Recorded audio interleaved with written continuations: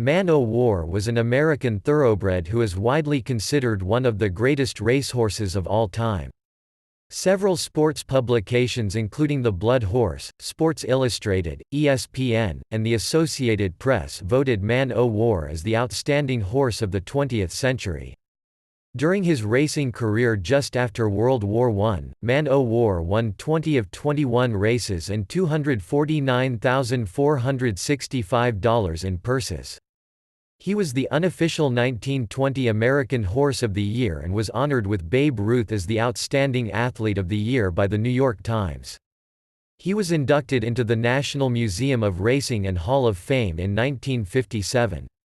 On March 29, 2017, the museum opened a special exhibit in his honor, Man o' War at 100.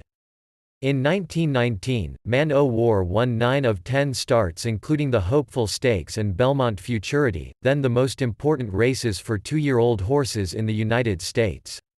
His only loss came at Saratoga Race Course, later nicknamed the Graveyard of Champions, where he lost by a neck to a colt fittingly named Upset.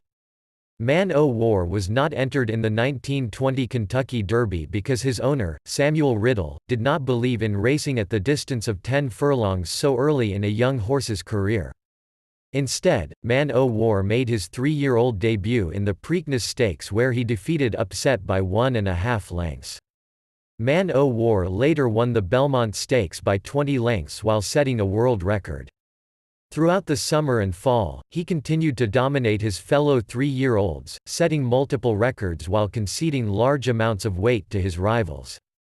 The only time he faced older horses was in the final race of his career in a match race against Sir Barton, who had won what would later be known as the American Triple Crown in 1919. Man o' War won easily by 7 lengths in the first horse race to be filmed in its entirety. Riddle originally intended to race Man o' War in 1921 but decided against it because Man o' War would have been assigned record weights in the handicap format used in almost all races for older horses.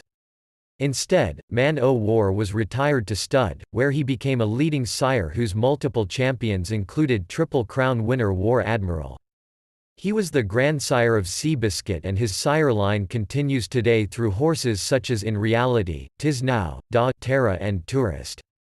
Also successful as a broodmare sire, Man o' War is found in almost all modern American pedigrees.